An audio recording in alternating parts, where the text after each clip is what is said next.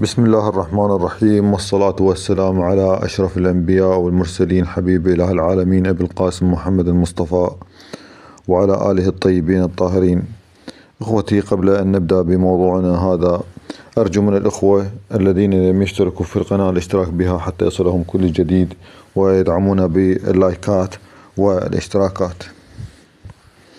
إخوتي، مهما تقدمت الصناعات وتطورت، فلا يمكن للبشر الاستغناء عن هذا المصنع، مصنع الحليب.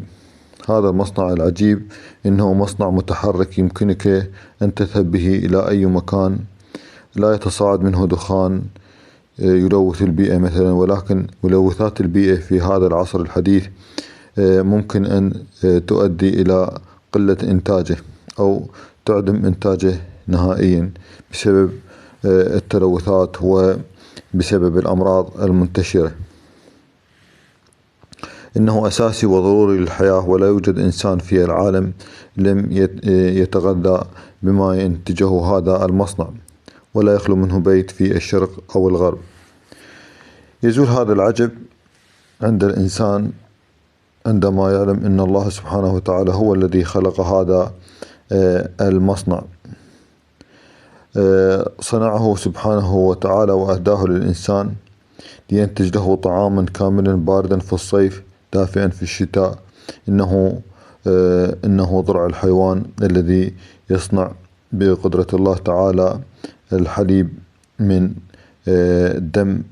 الدم الأحمر. لذلك سبحانه وتعالى قال في محكم كتابه: بسم الله الرحمن الرحيم: ونسقيكم مما في بطونها من بين فرث ودم لبنا خالصا سائغا للشاربين. صدق الله العظيم. هذا الحليب ناصع البياض، محتوي على كل العناصر الغذائية اللازمة للحياة، وإذا كان باللبن ينمو الصغار ويحافظ الكبار على صحتهم، فإنه من اللبن أيضا أو الحليب أيضا قد تحققت للبعض ثروات هائلة. لذلك إذا أصاب هذا المصنع إذا أصابه أي خلل، فإنه يجب الإسراع بعلاجه من هذا المرض لكي لا يقل إنتاجه أو يتوقف، وبذلك يتأثر الجميع. لذلك يعتبر التهاب الضرع مشكلة تسبب خسائر اقتصادية كبيرة في معظم بلدان العالم، وهي ليست مقتصرة على الدول النامية فقط. ففي السويد مثلا يتم استخدام 20 طن سنويا من المضادات الحيوية عن طريق الحقن لعلاج التهاب الضرع. ويهمنا في البداية التأكيد على أهمية مقولة الوقاية خير من العلاج، ولهذا يجب مراعاة القواعد الصحية من نظافة وتطهير وغيرها قبل وأثناء وبعد عملية حلب الحيوانات بصفة منتظمة لتجنب حدوث الالتهابات بالضرع، لأنه نسيج حساس، وإذا حدث به التهاب وتم علاجه فإن إنتاجيته من اللبن لا تعود إلى الوضع الذي كان عليه قبل حدوث الالتهاب في كثير من الأحيان، ويكون هناك تأثر بنسبة متفاوتة وفقا لشكل الالتهاب إذا كان حادا أو مزمنا، واستخدام العلاج المناسب في الوقت المناسب من عدمه. والتهاب الضرع يمكن التعرف عليه من خلال فحص الضرع ووجود بعض العلامات كالتورم والسخونة أو تغير لون اللبن ومكوناته، أو من خلال الاختبارات الحقلية السريعة والمتوافرة في الأسواق. حتى أن هناك يعني فحص يسمى فحص كاليفورني. هذا الفحص نستطيع به أن نشخص التهاب الضرع قبل حدوثه، يسمى سبكلينيكال ماستايتس، يعني التهاب قبل حدوث التهاب الضرع. فهذا الفحص ضروري وشائع في محطات تربية الأبقار.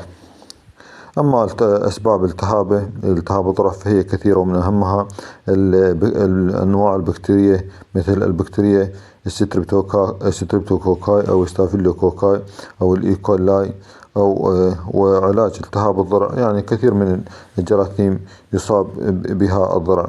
وعلاج التهاب الضرع الماستيتس يكون أما موضعيا عن طريق الضرع يعني الانترا ميموري، أو عن طريق الجهاز سيستميك، وفي بعض الحالات يحتاج العلاجين سوية. ويعتبر العلاج عن طريق الضرع كافيا في الحالات الحادة المحصورة في الضرع فقط، وتكون الحالة الصحية العامة للبقرة جيدة. وبخلاف ذلك يجب أن يكون علاج الحالات الحادة عن طريق الضرع هو الطريق الجهازي. وفي الحالات تحت كلينيكية سب كلينيكال حيث لا تظهر أعراض مرضية ولا حتى في الضرع، ولكن يوجد عدوى انفكشن تؤثر على الإنتاجية، وربما تتطور إلى فيما بعد إلى الحالات الحادة، وتظهر أعراض مرضية يمكن أيضا استخدام العلاج الموضعي. هناك بعض القواعد التي يجب مراعاتها عند اختيار الدواء اللازم للتغلب على مشكلة التهاب الضرع، وخاصة في الحالات الحادة. نذكر منها أولا تحديد نوع الميكروب المسبب لالتهاب الضرع. ثانيا إجراء اختبار الحساسية الميكروب المعزول لاختيار الدواء المناسب. فقد لوحظ أن كثيرا من الأطباء البيطريين في بعض الدول يلجؤون للعلاج المباشر دون إجراء اختبار الحساسية،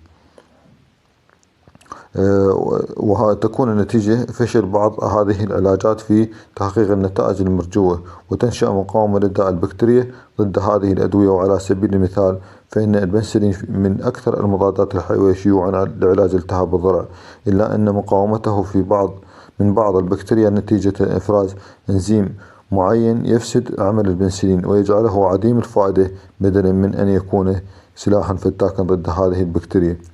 يجب أن يكون المضاد الحيوي المستخدم في العلاج هذه النقطة الثالثة، يجب أن يكون المضاد الحيوي المستخدم في العلاج أقل تركيز مانع البكتيريا الرئيسية المسبب لالتهاب الضرع. يجب أن لا يكون الدواء المستخدم في العلاج مزعجا الريتنت لنسيج الضرع حتى لا يؤدي إلى مشاكل أخرى. خامسا ينبغي أن يكون الدواء قليل الارتباط بلندنج مع بروتين اللبن وأنسجة الضرع حتى يتم إخراجه من الجسم بسرعة، ولا يترك بقاء للدواء يؤثر على الصحة العامة للمستهلك. سادسا أن يكون الدواء من الناحية الكيميائية قاعدي ضعيف وغير قابل للتأين بسهولة، أو جيد الذوبان في الدهون، وهذا يساعد على انتشاره في أنسجة الضرع. سابعا أن يكون فترة التخلص من الدواء في اللبن أقل ما يمكن لتسمح بسرعة عودة البقرة للقطيع الحلاب، ولتجنب الخسائر الاقتصادية نتيجة عدم تسوق اللبن لأبقار المعالجة. ثامنا يجب مراعاة استخدام الجرعة المناسبة من الدواء والمدة اللازمة للعلاج حتى وإن كان قد حدث تحسن ظاهري في الأعراض المرضية. تاسعا التخلص من اللبن في الضرع باستخدام الأوكسيتوسين. عاشرا استخدام مضادات الالتهاب مع المضادات الحيوية. 11 تجنب استخدام مضادات حيوية واسعة المدى مثل التتراسايكلين. وبالإضافة إلى الملاحظات السابقة الخاصة بنوعية الدواء المستخدم لعلاج الالتهابات الضرع، هناك أمور أخرى يجب اتباعها للقضاء على المشكلة في المزرعة أو منع حدوثها، وهي اتباع قواعد النظافة العامة في الحظائر والحلب والضرع الحيوان والقائمين بالحلب، وتحسين نظام الحلب والتجفيف الفردي، والتخلص من الحيوانات التي يتوقع عدم استجابتها للعلاج زين، وتربية الحيوانات مقاومة وراثيا لالتهاب الضرع.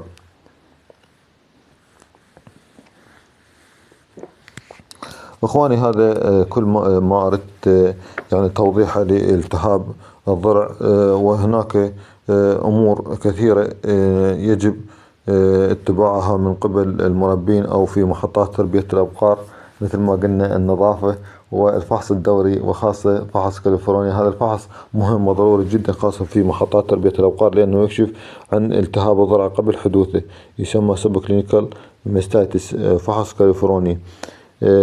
وكذلك التغذية الجيدة للأبقار، ومثل ما قلنا النظافة حتى لا يتكرر حدوث التهاب الضرع دائما في محطات تربية الأبقار.